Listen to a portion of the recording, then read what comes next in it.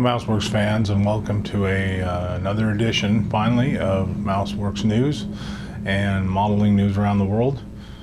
Sorry for the delay. I've been moving to a new place and finally got set up, and I'm able to do some filming. So thanks for your patience and hope you enjoy this one. It's a little different. The news, there's not much going on that I've been able to track, but what I decided to do from popular demand was I'm doing a video tour of the new space, of how I set it up and what it looks like. So if you have any questions about anything I show on there, specifics, just let me know in the comments below and I will try to address that. And so let me show you what this new studio looks like.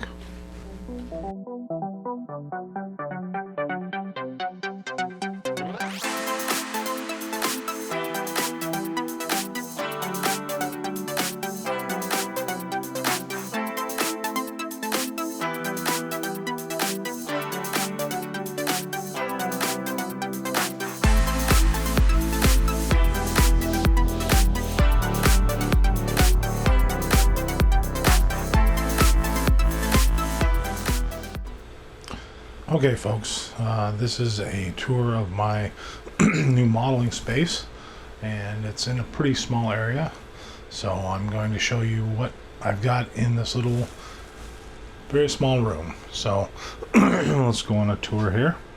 First of all, that's the chair that I use, very comfortable, from Office Depot.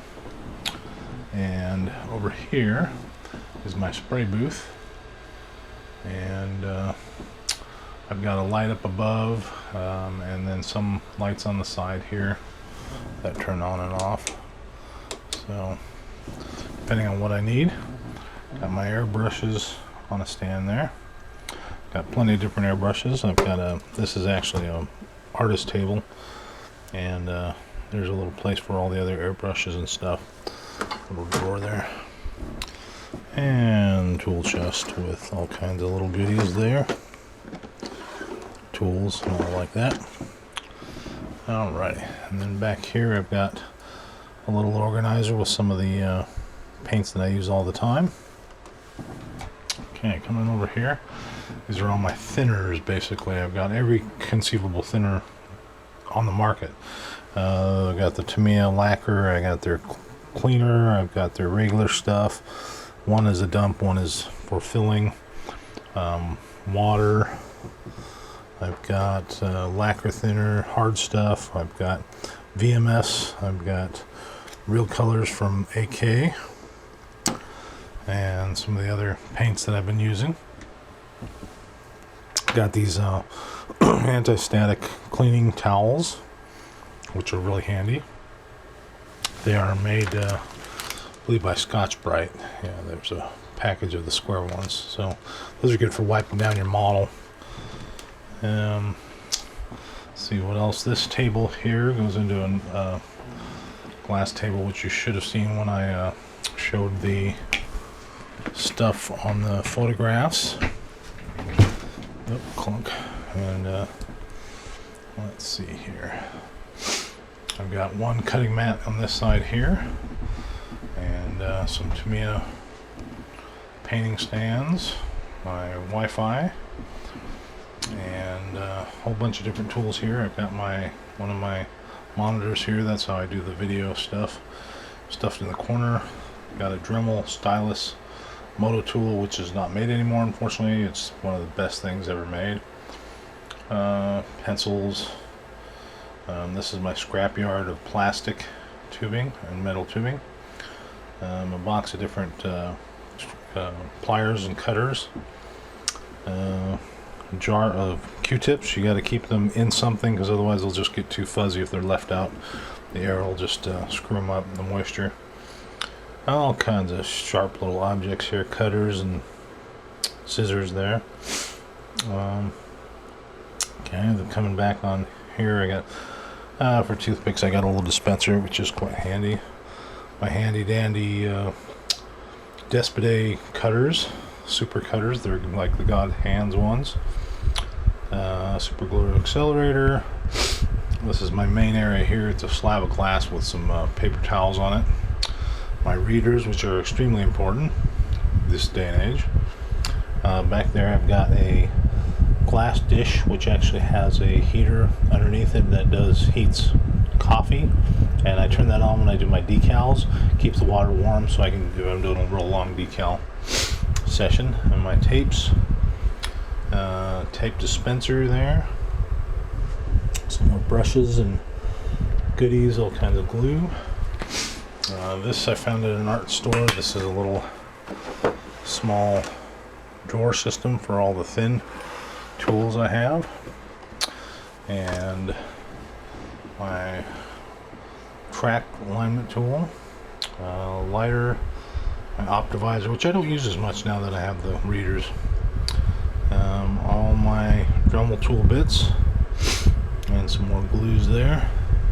Going up a level here, just a little this and that. So there's my DVD player, which I listen to music and watch DVDs on. And then we pull back here. This little thing here is actually something I got on Amazon. It's supposed to be for cosmetics, but it makes really nice drawer system and clear, so I can see what's in there. And then on the top is actually a organizer that I can put my painted models in. See if I can get it open here. And once they're painted, I can put it in here and close it and keep dust off it while it dries, especially good on gloss paint jobs that take a while. So, and they all stack. It's kind of a cool little thing. My soldering tools, all my pastels, and moving over here, we've got a fan, which is very important where I live. That's very important. That's my B17 guidance system. It's actually a level, horizon level from a B17. My soldering station, which is a Weller. Got to get a Weller. Most everything doesn't work. Heiko would be second. Shop tools or shop rags, those are really handy. They don't lint out, which some of the other paper towels do. Regular swing arm lamp here, and then going into the computer, this is where all my editing is done. You can see I've got my little animation gal here, who was actually something I discovered recently. I'll turn it on here, and there's actually electro swing. I never heard of that before. Always like swing music, and it's actually pretty cool stuff. So I'll try to post some of that on my website. Keyboard and pencils and all that kind of stuff. And over here I have my rock collection. Now what this is a little sampler for all the different types of rocks that I have in bigger bulk, but I put them in here so I can select which ones I want before having to dig through all the big jars of them I have in a closet. So anyways, on this side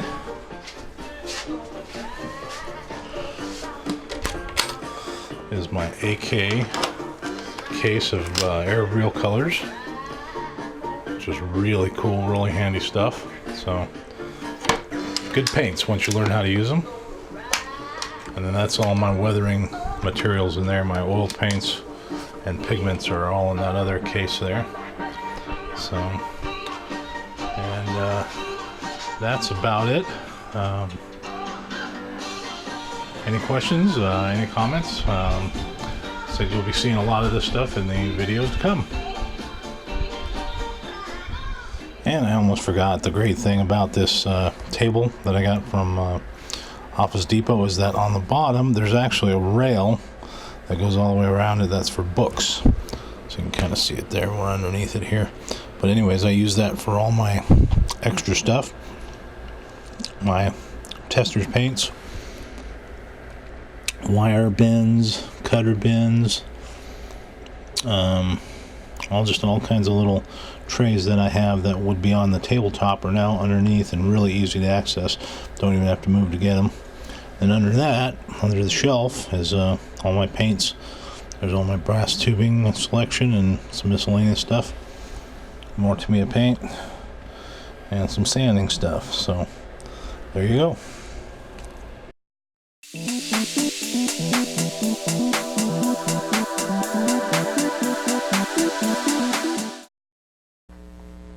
Hello MouseWorks fans, hope you enjoyed that little showing of the studio, and now we're working on new future kit releases, and got quite a few of them since last time. Didn't get, like, Hasegawa is doing a 172nd scale flanker UAV, and this is in conjunction with, they did a A10 UAV, which is actually out now. So this is a flanker what if on the UAV. Next up, Hobby Boss is doing a Leopard, an early Canadian C1A1 with the early turret armor. Well, that'll be kind of nice because it'll be a little different than the Mexus. It's basically an early Mexus, so that'll hopefully be out soon. Next up is Meng. He's doing a 135th Gal 6B Magak, which has been done before by Academy and a few other companies, Talieri, but this is actually going to be a much nicer kit because it's brand new, and it'll use the Meng technology and some of the special parts that they put in there. It's a late version with the Markov track in it, so that'll be nice. Miniart is coming out with a British auto gyro. I think this is either in 32nd or 35th, and this is kind of what they're going for. They did a Tribugle a few months back, and this is now kind of a add-on to that. So that's gonna be really neat, something really different to do, and it should be really nice being from Miniart. Miniart is also doing a Lee, and I believe this one has the full interior. They should be looking pretty good, and lots of parts in those kits. Next up, Riffield Models is coming out with a Syrian T-34/D-30 122mm howitzer used by the Syrians. This is very interesting because it's something that not a lot of people do, and I'm not sure if there was any conversions out there for it, but at least this time you'll be able to get them in the kit, and it looks really pretty nice. Next up, Takom is going to do a Jeep, and they finally, I announced this before, but they're finally getting some box art out for it. And Meng is also doing a Jeep with a flamethrower unit on it. They're both the companies are going to do a family of Jeeps, which is kind of nice. Next up is something really different. Takom is doing a Polish PL01 prototype tank. This looks like something from a video game, but it is something that they were drawing up and thinking about proposing to build. So they're going to make it into a model kit and should look pretty nice. And for armor guys who like that cutting edge stuff, and some of the people who like the what if, and maybe even gamers, might be into this kit. So next up, Trumpeter is doing a 1S12, which I announced before, and they finally released pictures of the radar system, which we all thought was going to be a photo etched set because it's very fine, and that seemed to be the only way they could do it. Well, it turns out they're going to do it in plastic, in real fine plastic, and they'll be able to pull that off. Hopefully it'll be strong enough to withstand shipping, and maybe they'll have it padded like they do in some of their kits. But these are some pictures of the actual radar system, so that looks really nice. Trumpeter is also proposing a Type 59D Chinese, basically a T-55 conversion in the Chinese with a different armor. This will be kind of neat. I figured somebody would eventually get to this. They did do an early version of this, or I should say an early kit of this, a long time ago, but without that side armor. So this will be nice. It'll be their new parts and so forth on it. So anyways, that is about it for new kit releases and or future kit releases. And now we will go to new kit review.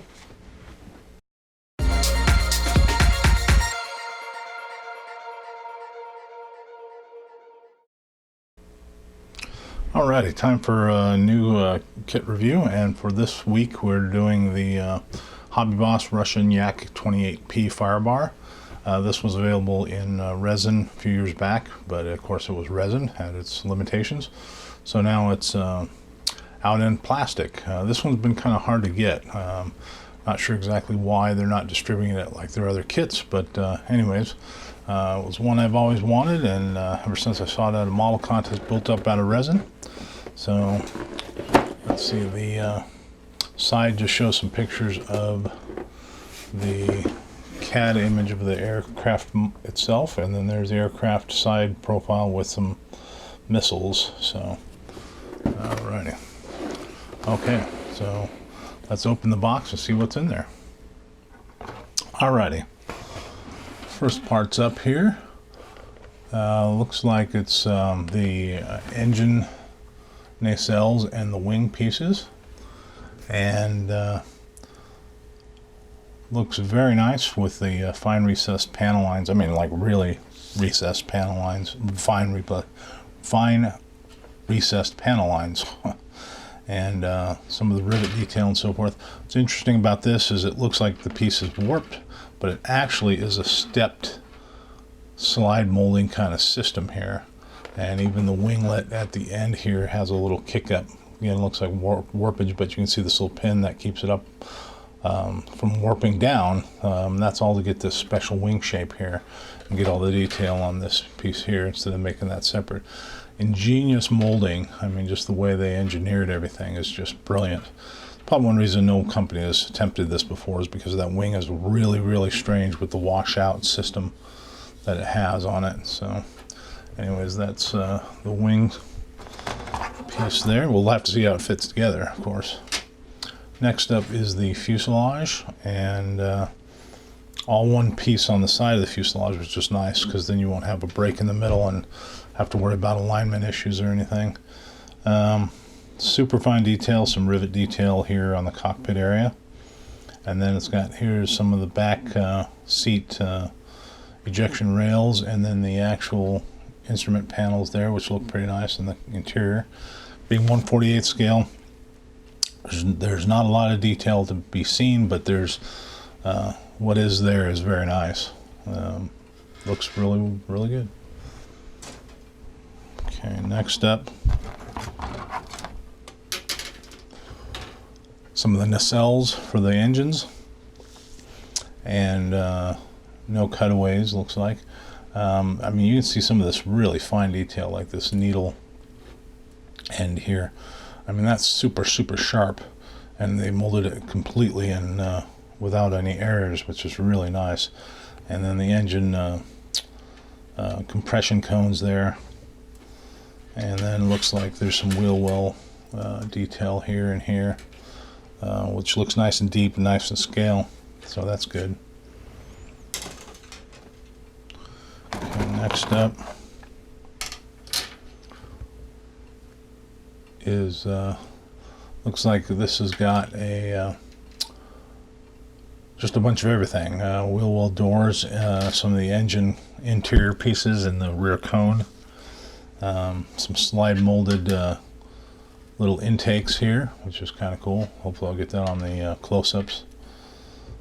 Some really super fine detail for 48 scale, so looking good there.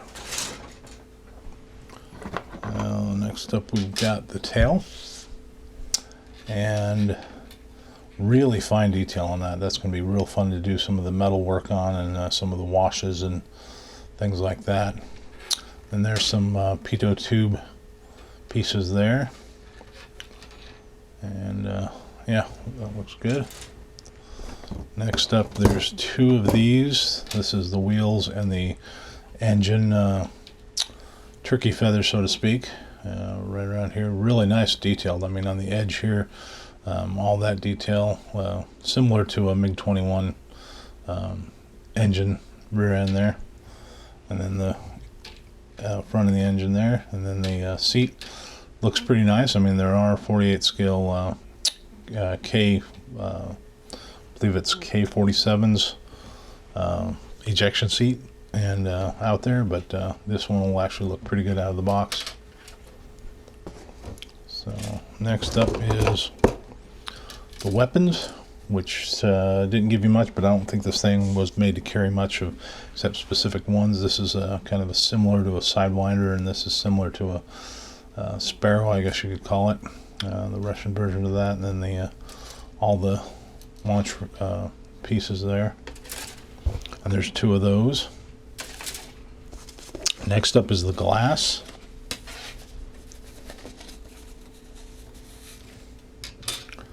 And this is super reflective, but there is some distortion. On this side I noticed there's some real weird wave distortion in there. I don't know if I can get it out by sanding and polishing, or just leave it the way it is. The real one was probably pretty crude and probably had those distortions in it in the real aircraft. So anyways, but like I said, pretty translucent, just has those weird things there.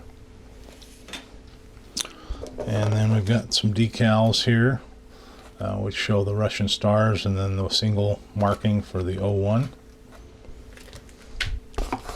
And then the instructions, black and white instructions.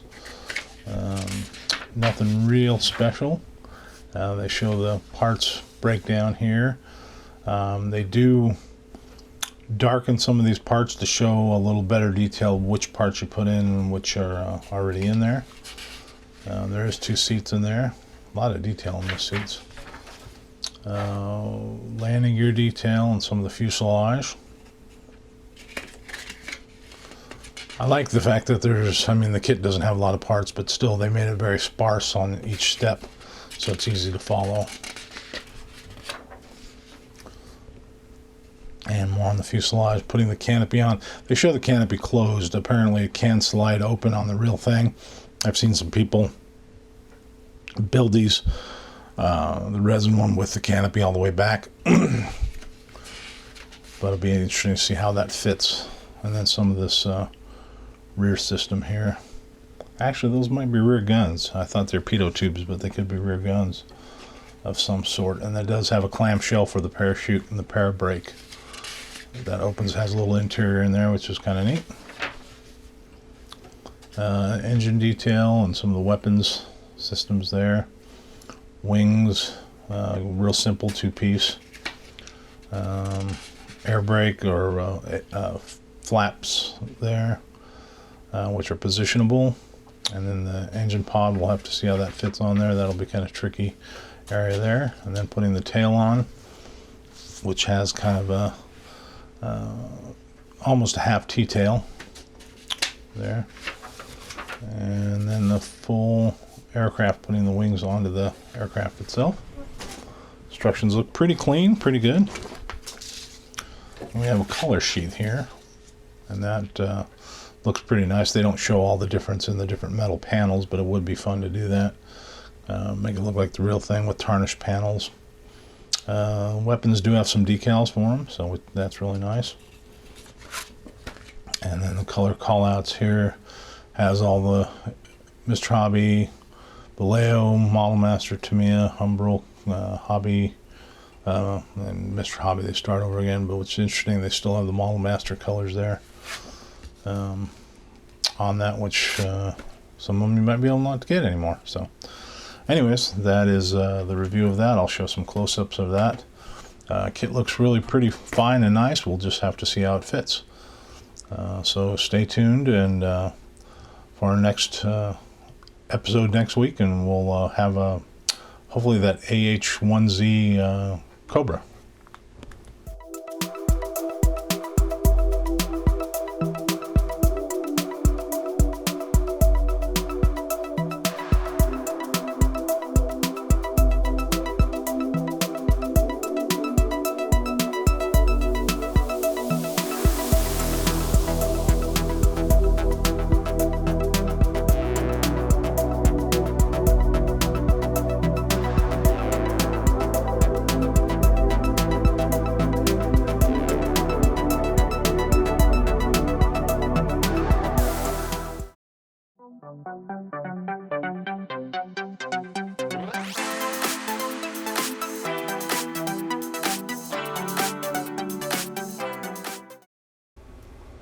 Alright, MouseWorks fans, time for a model building technique, and this one's going to be kind of a quick one.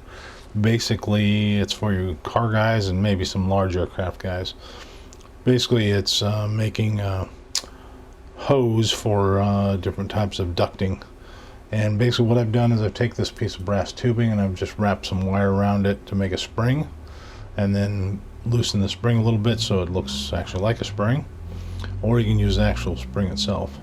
And then what I've done is I bought some pipe tape, which is Teflon tape made for sealing threads on metal pipe, and I've wrapped the spring with that fairly tight, and it sticks to itself, which is nice, so you don't really have to worry too much about gluing it, but you can reinforce it a little bit with some super glue.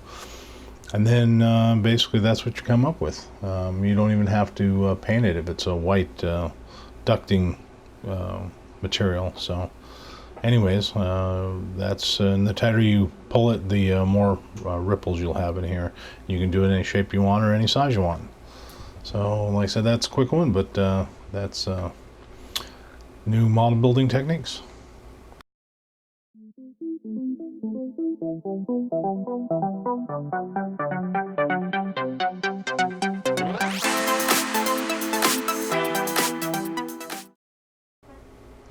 Alright, MouseWorks fans, time for a little showing of some new tools that I've found. And for this, I've got this little thing right here.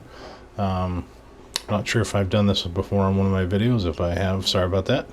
But basically what this is you find this at a nail salon or a beauty supply place. And what it is it's a tool for putting rhinestones onto fingernails and small things on fingernails. What it is it's just a plastic piece with these little rubber ends on it here. One's little, one's a little bigger. And they have kind of a cup shape to them. And what this is good for is picking up almost any item, especially if one has got a shape to it. But basically you just put a little water on it, and then use it kind of, not really as a suction cup, but just enough to hold the item. And then you can place it, especially the small ones, like that. And then you can place them with glue, and then they'll stick from the glue.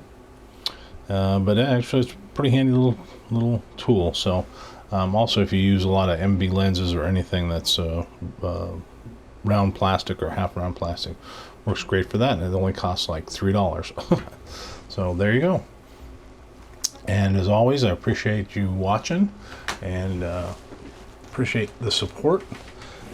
And as always, I've got my MouseWorks stuff here that's on the website. I've got MouseWorks tools. I've got, like, these are my sanding sticks here, made for getting rid of knockout pins, and some anti-static wash here that cleans your model and makes it anti-static so you can spray it without getting any dust on it. So anyways, I appreciate all the support, and I do need suggestions on what you guys would like to see, so please leave a comment below, and be sure to subscribe and hit the bell and make sure you get all my updates and so forth, and share this video with all kinds of other people. And I appreciate it. See you next time.